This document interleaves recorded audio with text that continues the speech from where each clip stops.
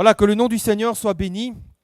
On passera au partage du pain et du vin juste après le message, puisqu'il me semble que c'est quand même approprié, vu le thème de ce que nous allons partager ce matin. Et on va lire dans la Bible ensemble un texte dans la première épître de Paul aux Corinthiens, au chapitre 1er, et nous allons lire du verset 26 au verset 31. Donc 1 Corinthiens, chapitre 1, verset 26 à 31. Voilà, bienvenue à ceux qui nous ont rejoints entre-temps. Voilà. 1 Corinthiens, chapitre 26, chapitre 1er, c'est pour voir si vous suiviez. Verset 26 à 31.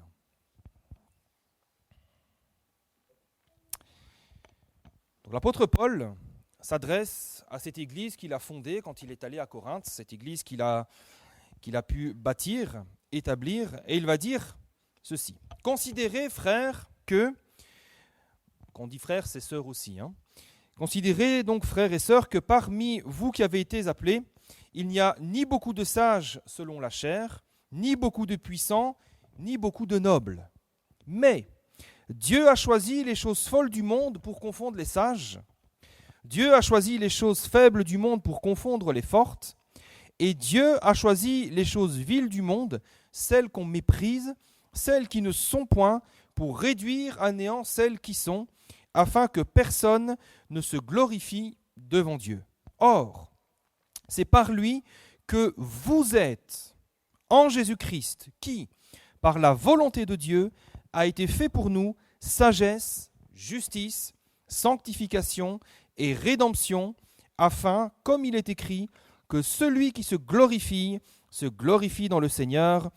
Amen. On va relire le verset 30 ensemble.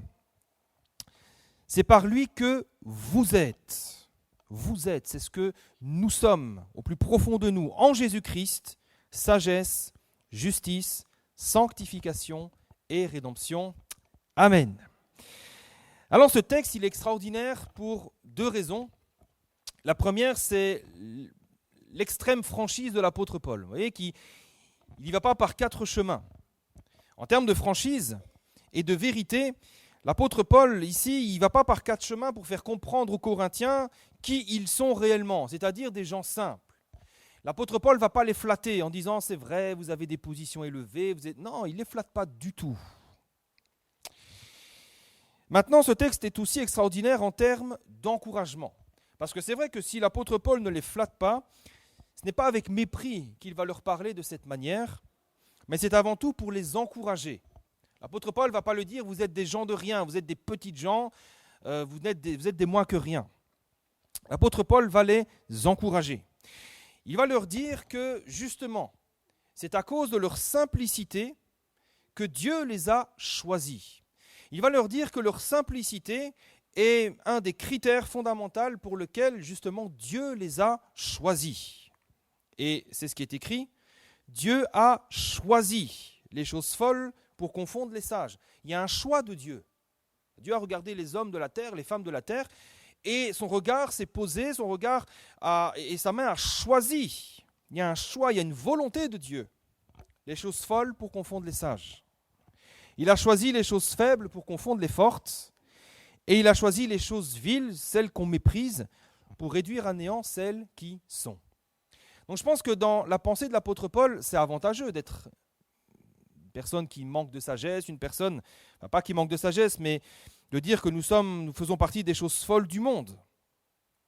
Et si Dieu agit de cette manière, l'apôtre Paul conclura en disant que c'est pour que personne ne puisse se vanter, que personne ne puisse, on pourrait dire ainsi, faire l'intéressant en disant « si j'ai accompli toutes ces choses, si j'ai pu faire tout ça, eh bien c'est par moi-même, c'est par mon travail, c'est par mes propres forces, c'est parce que je suis allé à l'école biblique, c'est parce que j'ai fait ceci ou j'ai fait cela. » Et donc si Paul souligne la faiblesse des Corinthiens, s'il va parler de leur condition humble et modeste, c'est pour mieux mettre en évidence la gloire et la puissance de Jésus qui est en eux et qu'ils ont reçu à cause de Christ. Il va leur dire donc, c'est par lui que vous êtes en Jésus-Christ qui a été fait pour nous sagesse, justice, sanctification et rédemption.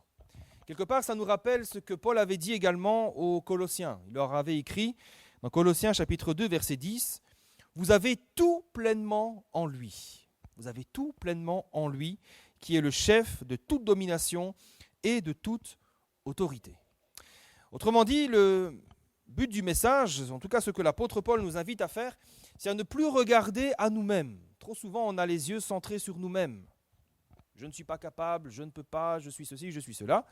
Et l'apôtre Paul nous dit, mais arrêtez de regarder en vous-même. Justement, si tu as des faiblesses, c'est un critère de choix pour le Seigneur.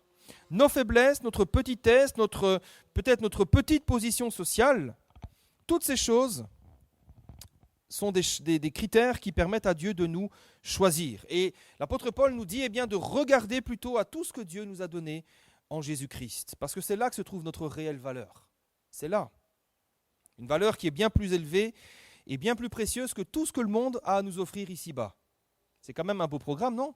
Le Seigneur nous offre une position, une valeur bien plus élevée que tout ce que le monde peut nous offrir. Alors ce matin, nous allons voir deux choses. On va voir premièrement ce que nous sommes réellement. On va revenir un peu sur notre faiblesse et je pense que c'est bon de rappeler ces choses, la réalité, parce que souvent, vous savez, un peu de levain fait lever toute la pâte et parfois pour pas grand-chose, on gonfle. Hein. Et puis nous allons voir eh bien, comment Jésus est notre force et comment nous pouvons nous glorifier en lui. Alors premièrement, que sommes-nous réellement ? Qu'est-ce que nous sommes réellement ? Il y en a qui, malheureusement, ne se prennent pas pour n'importe qui. Et je ne parle pas que des gens du dehors, je parle aussi dans l'Église. Je n'accuse personne, ce sont des choses que j'ai pu constater, peut-être pas ici, mais ailleurs. Déjà remarqué que certains, pour peu que vous leur donniez une position dans l'Église, tout de suite, ce n'est plus les mêmes personnes. Ils s'enflent d'orgueil, ils se sentent un peu supérieurs aux autres. Moi, je suis un tel, voilà. Il y en a d'autres, c'est quand ils ont une promotion dans leur travail. Ce n'est plus les mêmes personnes. Ils ne se prennent plus pour n'importe qui. D'autres encore, c'est par exemple quand ils ont pu s'acheter une nouvelle voiture. Là, non, c'est de l'autre côté, là. Le coude est comme ça, et puis voilà. Ils se sentent un peu plus que les autres. On est des chrétiens un peu plus. Ce sont des choses que j'ai déjà vues de mes propres yeux. Et vous savez, le problème, c'est que l'orgueil et la vanité, on peut vite être gagné par ces choses. Et le problème, c'est que l'orgueil et la vanité nous aveuglent et nous fait perdre de vue ce que nous sommes réellement. On s'élève au-dessus des autres et on perd de vue, au fait, finalement, ce que nous sommes réellement. Et vous savez, c'est grave. C'est grave, il y a un danger parce que ce sont des choses qui vont nous conduire systématiquement à la chute. C'est pas moi qui le dis, c'est la parole de Dieu. Luc 14, 11, Jésus va dire « Quiconque s'élève sera abaissé. » Quiconque s'élève sera abaissé. Par contre, quiconque s'abaisse sera élevé. S'abaisser, ça ne veut pas dire s'humilier, dire « je suis un moins que rien, je suis un incapable », ça ne veut pas dire ça, s'abaisser. S'abaisser, ça veut dire avoir un regard juste sur ce que nous sommes et renoncer à tout ce qui peut, toute cette vanité, tout cet orgueil. Vous savez, un enfant de Dieu ne tirera jamais avantage à chercher à s'élever au-dessus des autres. Jamais. Pourtant, vous savez, c'est humain. Parfois, quand on n'a pas été valorisé, par exemple dans notre jeunesse, dans notre enfance, on a besoin d'être valorisé. Et parfois, malheureusement, ces blessures du passé nous poussent à chercher à nous valoriser en abaissant les autres, en les jugeant, en les critiquant, en disant « Ah, moi j'ai une plus belle voiture que les autres, moi j'ai une plus grosse maison, moi tu vois, je sers dans l'église, je suis quelqu'un. » Parce qu'on a besoin d'être valorisé. Mais malheureusement, ce n'est pas la bonne manière de faire. Un enfant de Dieu ne tirera jamais avantage s'il cherche à s'élever lui-même au-dessus des autres. Bien au contraire, parce que c'est ce qui va précéder sa ruine. Proverbe 16-18 nous dit « L'arrogance précède la ruine et l'orgueil précède la chute. » Donc nous avons tout intérêt à rester humbles, à avoir un juste regard sur ce que nous sommes réellement. Et pour cela, l'apôtre Paul, il va utiliser une image. Il va utiliser une belle image, il va dire dans 2 Corinthiens chapitre 4 verset 7, toujours aux Corinthiens, il va dire « Nous portons ce trésor ». Oui, parce que nous portons un trésor. La parole de Dieu, l'Esprit de Christ, c'est un trésor extraordinaire. Mais il va dire « Nous portons ce trésor dans des vases de terre, afin que cette grande puissance soit attribuée à Dieu et non pas à nous. » L'apôtre Paul dit « Oui, nous portons un trésor. Oui, peut-être quand quelqu'un prêche, il se passe des choses. Oui, quand ton ministère a un rayonnement extraordinaire, mais tu restes un vase de terre. Ça ne va pas changer la nature de qui tu es. Nous portons ce trésor dans des vases de terre. Et c'est d'autant plus fort que ces paroles viennent de la plume, de la main de l'apôtre Paul.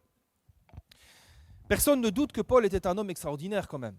Il avait un ministère extraordinaire.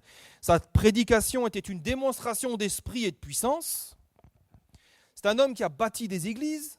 C'est un homme qui produisait des miracles. Vous imaginez un petit peu que quand il marchait dans la rue, les gens allaient dans son ombre pour être guéris. Et ils étaient guéris. Quand même, c'était quand même extraordinaire. Il exerçait les dons spirituels. Il a pu dire aux Corinthiens, « Je parle plus en langue que vous tous. » Mais pour autant, il a un juste regard sur qui il est réellement. Il ne se fait aucune illusion sur ce qu'il est. Il est totalement conscient de sa nature profonde, puisqu'il dit qu'il n'est qu'un vase de terre.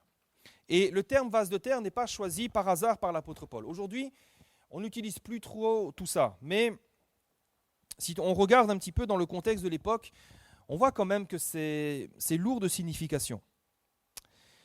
Le vase de terre, premièrement, c'était un ustensile, tout ce qu'il y avait de plus banal et d'ordinaire. Un vase de terre, c'est un truc que vous trouviez partout, dans tous les marchés, dans tous les étals. C'est un peu comme la vanne, les vannes qu'on a ici. Ces vases-là, à l'époque, c'était des pots en terre cuite ordinaires. On les trouvait n'importe où. On pouvait les acheter n'importe où. Et on les utilisait pour faire toutes sortes de tâches. C'est un peu l'équivalent des Tupperware d'aujourd'hui. Un petit Tupperware, ça n'a pas vraiment de valeur. Et en fait, bon, quoique c'est cher quand même, Tupperware. Bon, on va dire la barquette en plastique que vous achetez chez le Chinois. Voilà, c'est plus ça. En fait, le seul rôle de ces pots de terre, c'était quoi ? C'était d'être utile. On leur demandait rien d'autre. On ne voulait pas qu'ils soient jolis, on ne voulait pas qu'ils soient juste utiles. Deuxièmement, c'était l'ustensile le plus humble de tous. Vous savez, un vase d'argile, ce n'est pas une œuvre d'art. On les faisait en série, et ce n'est pas comme un vase en or qui était serti de pierres précieuses et dont on se servait pour décorer. Le vase d'argile était un ustensile humble. Il n'avait aucun éclat. Et troisièmement, c'était un ustensile fragile et jetable. On ne disait pas « Ah, ce vase d'argile là-bas, il n'est pas comme les autres. Lui, il est exceptionnel. » Non, c'était vraiment un truc banal. C'était remplaçable. Et c'est d'ailleurs une des caractéristiques de ces vases, c'est leur fragilité. C'est pas fort, un vase de terre. Et d'ailleurs, il y a une expression, on dit le pot de terre contre le pot de fer, pour mettre en évidence la fragilité des vases de terre. Et d'ailleurs, ces vases en terre cuite étaient incapables de protéger ce qu'ils contenaient. Ils pouvaient juste peut-être les protéger un petit peu de la poussière et de l'eau, mais s'ils tombaient, ils étaient brisés, c'était fichu. Et dans ce cas-là, on ne les réparait pas, on les jetait tout simplement, on achetait un nouveau. Par contre, un pot en fer, en argent ou en or, on pouvait le refondre pour en faire un nouveau, mais pas le pot de terre. Et Paul, c'est justement à ça qu'il se compare. Il aurait pu dire, les gars, vous êtes des pots de terre, moi je suis un pot en argent ou en or. Et j'ai quelques pierres précieuses. J'ai bâti des églises, j'ai fait ceci, j'ai fait cela. Il ne va pas dire ça. Il va dire, nous tous, nous portons un grand trésor, mais dans des pots de terre. C'est-à-dire qu'il va reconnaître sa faiblesse, il va reconnaître sa fragilité, il va reconnaître qu'il dépend totalement de Dieu, de la grâce de Dieu. Il va reconnaître que finalement, il a très peu de valeur. Il se considère comme un banal ustensile de la vie quotidienne, comme un outil banal. Alors bien sûr, utilisé puissamment par le Seigneur, mais qui n'a aucune valeur et aucun éclat en lui-même. Vous voyez, c'est ça, rester humble. C'est reconnaître ce que nous sommes, quelle valeur on a réellement. Mais l'apôtre Paul savait que la seule valeur qu'il possédait, sa réelle valeur, c'était celle que Dieu lui avait donnée à travers le sacrifice de Jésus à la croix. Il savait que c'était ça, sa valeur. Et c'est pour ça qu'il va écrire, toujours aux Corinthiens, 2 Corinthiens 3,5, il va dire « Cela ne veut pas dire que nous puissions nous considérer par nous-mêmes à la hauteur d'une telle tâche. Au contraire, notre capacité vient de Dieu. » Amen. L'apôtre Paul dit « Je suis un vase de terre, je suis inutile, je suis incapable, mais je sais que ma capacité, elle vient de Dieu. » Et donc nous, Nous sommes tous et toutes des vases de terre. Quand on se regarde à gauche, à droite, vous regardez votre voisin à votre gauche ou à votre droite, oui, nous sommes tous et toutes des vases de terre. Alors, il y en a qui essayent de se persuader qu'ils sont des vases d'honneur, des vases d'argent, des vases d'or, mais non, on est tous des vases de terre. Et la bonne nouvelle, c'est que Dieu se sert des vases de terre pour déployer toute sa force et toute sa puissance. Alléluia. Ce n'est pas pour nous dévaloriser que je dis ça. C'est justement parce que nous sommes l'objet du choix de Dieu. Et c'est pour ça même que l'apôtre Paul écrira dans 2 Corinthiens 12, 10. Il va dire, c'est pourquoi je me plais dans les faiblesses, dans les outrages, dans les calamités, dans les persécutions, dans les détresses pour Christ. Parce que tout ça le ramène à ce qu'il est. Tout ça le remet en contact avec sa faiblesse, le remet en contact avec ce qu'il est réellement. Et il va dire, quand je suis faible, c'est alors que je suis fort. Alléluia. Vous savez, beaucoup refusent de considérer leur faiblesse. Beaucoup disent, non, moi je suis fort, moi je suis un Superman, moi je suis, il y a SC, super chrétien. Moi, je suis super chrétien, je suis ceci, je suis cela. Ils se font passer pour forts, mais nous devons bien réaliser que Dieu n'a pas appelé des forts, Dieu n'a pas appelé des justes, Dieu a appelé des faibles, Dieu a appelé des pécheurs, et c'est dans notre faiblesse que Dieu a choisi de déployer toute sa force.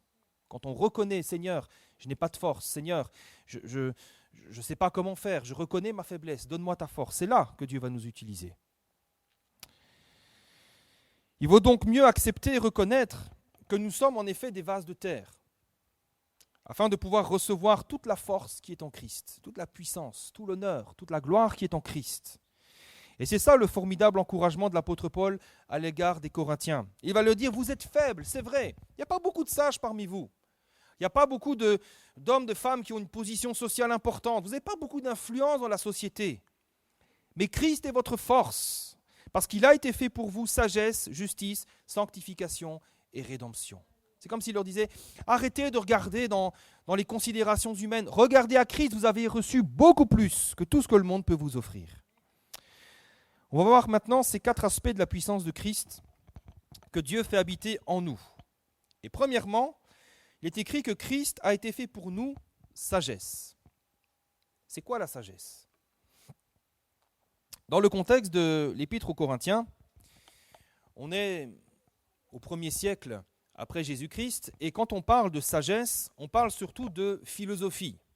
On parle de tout ce qui est cette capacité humaine à la réflexion, réfléchir sur le monde qui nous entoure, sur le sens de la vie, sur les comportements à adopter dans les situations, etc. La sagesse, c'est un petit peu ça, ça parle de philosophie. Maintenant, la philosophie n'est pas nécessairement quelque chose de mauvais. Il y a de bonnes choses dans la philosophie.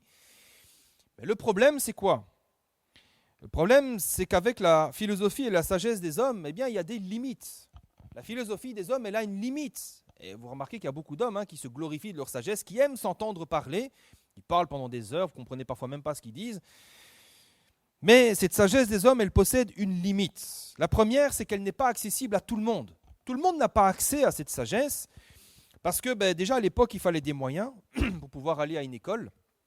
Et ensuite, il fallait des capacités intellectuelles, ce qui n'est pas non plus donné à tout le monde, de réfléchir sur des choses abstraites comme ça. Deuxième limite, c'est que la sagesse des hommes mène presque toujours dans l'impasse. Je me souviens quand j'ai pris à la fac, quand j'avais des cours de philosophie, la première chose qu'on avait vue, ça m'avait marqué. Je n'étais pas encore chrétien à l'époque, mais comme j'allais à l'église de temps en temps, j'allais au club, etc. Enfin, j'allais au club. J'avais quand même quelques notions de la parole de Dieu. Et je me souviens, le professeur, le philosophe, avait posé la question, qu'est-ce que la vérité ? Et je me suis dit, Mounoir, ça fait 2000 ans que maintenant il cherche la vérité. Punaise, c'est pas très efficace la philosophie quand même. La sagesse des hommes mène presque toujours dans l'impasse. On pose beaucoup de questions, c'est vrai, et ça amène à peu de réponses. Ou alors, quand il y a des réponses, ce sont des réponses qui amènent d'autres questions. Des réponses qu'on remet en question, et on tourne en rond, on tourne en rond, on tourne en rond. Et la troisième limite de la sagesse humaine, ce qui pour moi d'ailleurs la plus grande des limites, c'est qu'elle n'est d'aucune utilité pour connaître Dieu ou accéder à la vie éternelle. La sagesse des hommes, elle n'est d'aucune utilité pour connaître Dieu. Et c'est d'ailleurs pour ça que Paul écrira toujours aux Corinthiens, 1 Corinthiens chapitre 1 verset 20, il va dire « Où est le sage ? Où est le scribe ? Où est le raisonneur de ce siècle ? Dieu n'a-t-il pas convaincu de folie la sagesse du monde? Pour toutes ces raisons, que la sagesse du monde est une folie. Il dit, puisque le monde, avec sa sagesse, n'a point connu Dieu, il a plu à Dieu, dans sa sagesse à lui, de sauver les croyants par la folie de la prédication. Les Juifs demandent des miracles, les Grecs cherchent la sagesse, nous prêchons Christ crucifié. Scandale pour les Juifs, folie pour les païens, mais puissance de Dieu, écoutez bien, sagesse de Dieu, pour ceux qui sont appelés, tant juifs que grecs, car la folie de Dieu est plus sage que les hommes, et la faiblesse de Dieu est plus forte que les hommes. Autrement dit, la sagesse des hommes mène dans l'impasse, la sagesse de Dieu mène à la vie éternelle. Alléluia. Donc on a quand même plus intérêt à chercher la sagesse de Dieu. Cette sagesse de Dieu, cette sagesse d'en haut, elle va nous permettre de comprendre l'œuvre, la puissance et la portée de l'œuvre de Christ dans notre vie. Cette sagesse, elle va nous permettre aussi de comprendre notre état. Elle va nous permettre de comprendre que nous avons besoin du salut, besoin d'un sauveur, besoin de rédemption, pour nous emmener ensuite à crier à lui pour être sauvés de nos péchés. Ça, c'est la véritable sagesse. Maintenant, cette sagesse est aussi une sagesse pratique, c'est-à-dire une sagesse pour la vie de tous les jours. Et je prends souvent cet exemple parce que je le trouve tellement pertinent. Prenez les 10 commandements que Dieu a donnés aux hommes. Si chaque être humain s'efforçait de les pratiquer, je crois qu'il y a 99% des problèmes de l'humanité qui seraient résolus. Quand on y réfléchit, il n'y aurait plus de meurtre, il n'y aurait plus de vol, il n'y aurait plus de convoitise sur les biens de notre prochain, il n'y aurait plus d'adultère, il n'y aurait plus tout ça. Je crois que la grande majorité des problèmes de l'humanité seraient résolus. Comment ? Eh bien, en pratiquant simplement les commandements du Seigneur, la sagesse de Dieu. Et maintenant, le plus remarquable avec cette sagesse de Dieu, c'est qu'elle est accessible à tous les hommes. Il n'y a pas besoin d'aller dans une école particulière. Il n'y a pas besoin de faire partie d'une élite, d'être un surdoué ou un HPI, comme on dit aujourd'hui. Cette sagesse divine, elle n'est pas cachée. Elle ne demande pas de compétences intellectuelles spéciales. Elle est accessible directement à notre cœur. Et elle nous est communiquée simplement au contact de la parole. C'est pour ça que c'est important de lire la Bible. Parce que la Bible va nous rendre sages. La lecture, la méditation de la parole, elle va nous rendre sages. Elle va nous rendre intelligents. Elle va nous permettre de comprendre les choses de Dieu, de comprendre comment nous comporter ici-bas.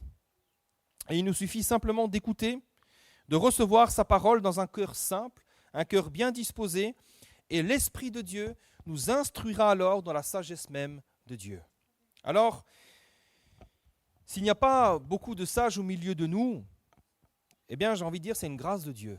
Parce que c'est ce qui va permettre justement à la puissance de Dieu de se manifester en nous. Christ est notre sagesse. Cherchons notre sagesse en lui et dans sa parole. Deuxièmement, Christ a été fait pour nous justice. Qu'est-ce que ça veut dire ? Christ est notre justice. Ça veut dire quoi ? Eh bien, le terme justice va nous parler de notre légitimité à pouvoir nous approcher de Dieu et à pouvoir entretenir une bonne relation avec lui. La justice, ça parle de légitimité. Vous savez, pour beaucoup cherchent leur légitimité à s'approcher de Dieu dans leurs propres efforts. C'est un peu comme s'ils se disaient, moi je peux m'approcher de Dieu parce que j'ai fait beaucoup de bonnes choses. Dieu va m'écouter et Dieu m'aime parce que j'ai fait beaucoup de bonnes œuvres. J'ai fait ceci, j'ai fait cela, etc. Et leur légitimité, elle vient de là. Mais l'apôtre Paul nous dit non, notre légitimité, elle vient de Christ, puisque Christ est notre justice. Jésus va prendre une parabole pour montrer cela dans Luc 18, verset 9. Il va dire cette parabole en vue de certaines personnes se persuadant qu'elles étaient justes. C'est-à-dire des personnes qui pensent qu'elles ont fait ce qu'il fallait pour être justes et être légitimes pour s'approcher de Dieu. Et il va raconter l'histoire de 2 hommes qui montent au temple pour prier, un pharisien et un publicain. Et le pharisien, il priait en lui-même en disant « Ô Dieu, je te rends grâce de ce que je ne suis pas comme le reste des hommes, qui sont ravisseurs, injustes, adultères, etc. » Donc on voit déjà qu'il y a un orgueil, il se place au-dessus des autres. Et il va dire « Je jeûne 2 fois par semaine, je donne la dîme de tous mes revenus, etc. etc. » En fait, ce pharisien, il estime pouvoir s'approcher de Dieu, avoir suffisamment de légitimité à cause de son travail, à cause de ses œuvres. Je jeûne 2 fois par semaine, je donne la dîme de tous mes revenus, donc je suis quelqu'un de juste. Et parce que je suis juste, je peux m'approcher de Dieu. Mais ça, c'est contraire à l'enseignement du Seigneur, qui nous a dit que jamais nos efforts ne seront suffisants pour nous rendre dignes de nous approcher de lui. Alors, ce que la parole de Dieu nous enseigne, c'est que notre légitimité pour pouvoir nous approcher de Dieu, pour pouvoir être entendu de Dieu, pour pouvoir recevoir aussi de Dieu, ce n'est pas de ce que nous avons accompli, mais c'est plutôt de ce que Dieu a accompli pour nous. C'est là que vient notre légitimité. Ce n'est pas dans ce que nous avons fait, dans ce que nous n'avons pas fait, c'est dans ce que Dieu a fait pour nous. Et la seule raison pour laquelle nous pouvons nous approcher de Dieu en toute légitimité, c'est parce que Christ est mort à la croix, parce qu'il a pardonné nos péchés, en accomplissant ainsi la justice de Dieu pour nous devant Dieu. Et c'est pour ça que nous pouvons dire encore aujourd'hui, Christ est ma justice, parce qu'il a tout accompli à la croix, et parce qu'il m'a ouvert le chemin vers Dieu. C'est pour ça que Jésus a dit, je suis le chemin, la vérité et la vie, nul ne vient au Père que par moi. C'est parce qu'il a tout accompli. Christ est notre justice. Et c'est seulement à travers ce qu'il a accompli à la croix que nous pouvons nous approcher de Dieu avec assurance, du trône de la grâce. Et c'est de là seulement que vient notre légitimité. Troisièmement, Christ a été fait pour nous sanctification. Alors c'est quoi la sanctification ? On a eu toute une semaine d'édification à ce sujet. La sanctification ici, elle va nous parler de notre position. Notre position. Vous savez, le terme sanctification, ça veut dire aussi mettre à part. Et c'est de cela dont il s'agit ici. Nous avons été mis à part. Autrement dit, en Christ, nous avons été sanctifiés, nous avons été choisis, mis à part et séparés du monde pour lui appartenir, pour le servir et pour le célébrer. Et ça, c'est une position que seuls ceux qui sont en Christ possèdent. 1 Pierre 2,9 nous dira, vous au contraire, vous êtes une race élue, un sacerdoce royal, une nation sainte, un peuple acquis, afin que vous annonciez les vertus de celui qui vous a appelé des ténèbres à son admirable lumière. Vous qui autrefois n'étiez pas un peuple, et qui maintenant êtes le peuple de Dieu, vous qui n'aviez pas obtenu miséricorde, et qui maintenant avez obtenu miséricorde. On voit qu'il y a eu un changement de statut, de position. Et c'est ça, la sanctification.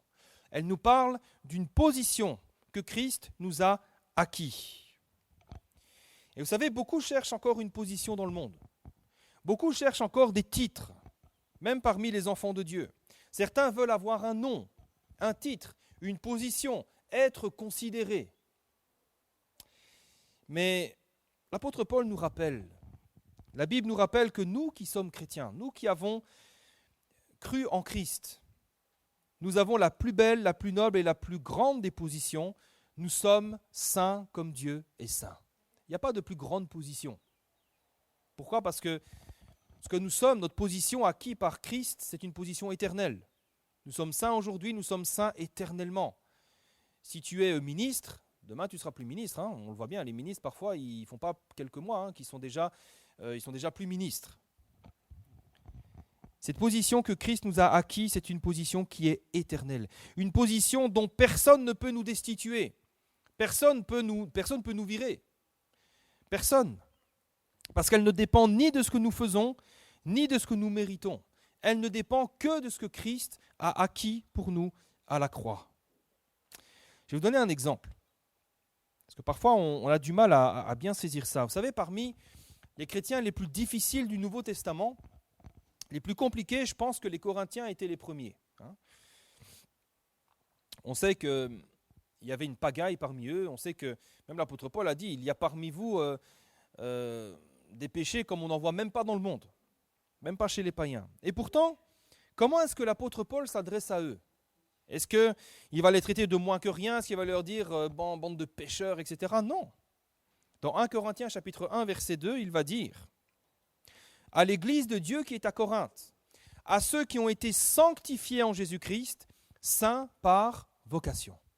Vous voyez, cette position, il n'y a personne qui peut nous déchoir de cette position. Et le fait que les Corinthiens avaient beaucoup de chemin à faire et à corriger, ça ne changeait strictement rien à ce que Christ avait fait pour eux. Rien de ce que nous pouvons faire ne peut changer ce statut que nous avons, cette position que nous avons en Christ. Nous sommes saints. Christ, notre sanctification, nous parle donc de cette position élevée que nous avons en Christ et que Christ nous a acquis à la croix, la plus haute position qui soit. Parce que vous savez qui régnera avec Christ, ce sont les saints. Ce n'est pas les ministres, ce n'est pas les patrons, ce n'est pas les cadres, ce n'est pas les dirigeants. Qui va régner avec Christ pour l'éternité? Ce sont les saints. Alléluia, nous sommes appelés à régner. Alors, plus besoin de se battre pour chercher une position ici-bas. En Christ, nous avons acquis une position bien plus noble et bien plus précieuse que tout ce que le monde a à nous offrir. Christ est notre sanctification. Quatrièmement, dernier point, Christ a été fait aussi pour nous rédemption. C'est quoi la rédemption? Eh bien, la rédemption ici, ça nous parle de notre identité, de ce que nous sommes, notre identité. En Christ, nous n'avons pas seulement reçu une position, un titre, nous avons aussi reçu une nouvelle identité, celle d'être des enfants de Dieu. La rédemption, c'est quoi? C'est la libération de quelqu'un par le paiement d'une rançon. C'est ça la rédemption. On libère quelqu'un en payant une rançon, c'est ça la rédemption. Et la rédemption, c'est donc Christ qui nous a libérés du péché au prix de sa vie. La rançon, c'était quoi? C'était sa vie qu'il a offert en sacrifice. Nous étions tous esclaves du péché, de la mort, nous étions tous esclaves de la loi, du diable, et nous l'étions à cause de notre nature pécheresse, ce qui faisait notre identité profonde. N'oublions jamais que nous ne sommes pas pécheurs parce que nous péchons, mais nous péchons parce que nous sommes des pécheurs. Et un exemple très facile à comprendre, c'est quand, par exemple, un petit enfant ment. Quand il est pris en flagrant délit, quand il a fait une bêtise, quand il a fait quelque chose, vous lui avez dit « fais pas ça ». Il le fait, vous le prenez en flagrant délit, il a encore du chocolat ici ou autre. Hein. Qu'est-ce qu'il va faire? Il va mentir, il va dire « non, c'est pas moi ». Mais où est-ce qu'il a appris à mentir? Personne ne lui a dit « écoute, si tu es pris en flagrant délit par ton papa ou ta maman, c'est très simple, tu dis que c'est pas toi ». Mais non, il n'y a pas besoin qu'on leur apprenne ça. Pourquoi? Parce que c'est la nature pécheresse et corrompue qui s'exprime. Et notre nature pécheresse, c'est ce qui faisait autrefois notre identité. Nous étions déterminés par les péchés que nous faisions. Nos pensées, nos actions, nos paroles, tout en nous n'était que l'expression de cette nature corrompue et souillée. Nous étions colériques, nous étions peut-être alcooliques, addicts à la drogue, à ceci, à cela. Mais ça, c'était quoi? C'est simplement cette identité pécheresse qui s'exprimait. C'est ce qui faisait notre identité. Mais quand Christ nous a rachetés de cette vie sans but et sans espérance, non seulement il nous a sauvés de nos péchés, mais il nous a également donné une nouvelle identité, une nouvelle nature, celle d'être enfants de Dieu. Nous ne sommes plus des pécheurs, mais nous sommes enfants de Dieu. Jean chapitre 1, verset 12. À tous ceux qui l'ont reçu, la parole, à ceux qui croient en son nom, elle a donné le pouvoir de devenir enfants de Dieu, lesquels sont nés non du sang, ni de la volonté de la chair, ni de la volonté de l'homme, mais de Dieu. Alléluia. Si donc Jésus a été fait pour nous rédemption, ça veut dire que notre identité ne se trouve plus dans ce que les hommes ont dit de nous. Vous savez, parfois, ce que les hommes ont dit de nous, ça a forgé notre identité. Tu es un incapable, tu es un bon à rien, tu es un menteur, tu es un voleur. Et parfois, on a cru ces choses. Et on a cru qu'on était des bons à rien. Ça a fait notre identité. Si Jésus a été fait pour nous rédemption, ça veut dire que notre identité ne se trouve même pas dans les choses que nous faisions autrefois.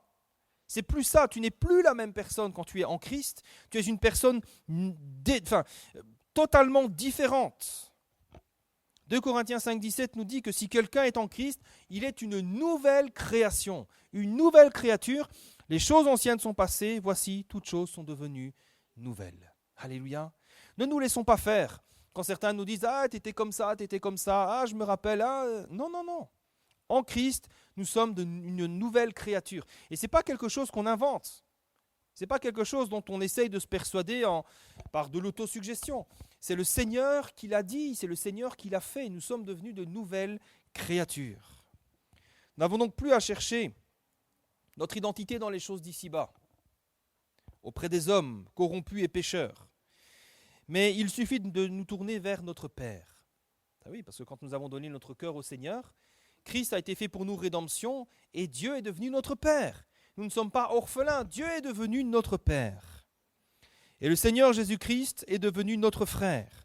Et c'est là que se trouve notre réelle identité. C'est là ce que nous sommes réellement. Nous faisons partie de la famille de Dieu.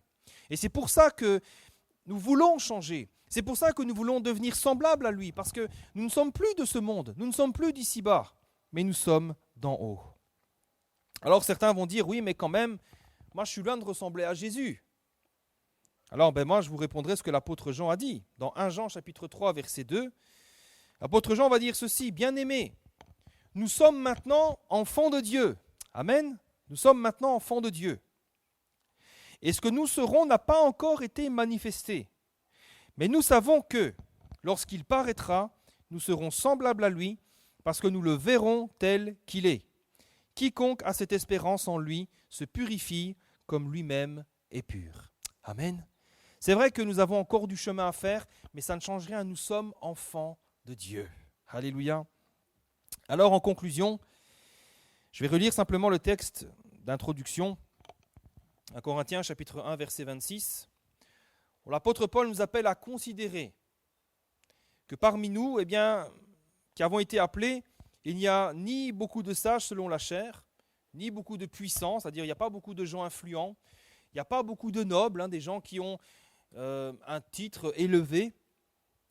Mais Dieu a justement choisi les choses folles du monde pour confondre les sages, les choses faibles du monde pour confondre les fortes. Et Dieu a choisi les choses viles du monde, celles qu'on méprise, celles qui ne sont pas, pour réduire à néant celles qui sont, afin que personne ne se glorifie devant Dieu. Or, c'est par lui que vous êtes en Jésus-Christ, bien plus élevé que tout ce que le monde peut vous offrir. Parce que Christ, par la volonté de Dieu, a été fait pour nous sagesse, justice, sanctification et rédemption, afin, comme il est écrit, que celui qui se glorifie dans le Seigneur. Amen. Alors nous pouvons nous glorifier dans le Seigneur. Nous pouvons nous glorifier en lui, puisqu'il est notre sagesse, puisqu'il est notre justice, notre légitimité, puisqu'il est notre sanctification, cette position qu'il nous a donnée, nous sommes des saints, et qu'il est notre rédemption, nous sommes enfants de Dieu. Alléluia. Et nous pouvons nous glorifier de ces choses. Alléluia. Alors, rendons gloire à Dieu. Glorifions le Seigneur pour toutes ces choses. Bénissons le nom de notre Dieu. Je vais inviter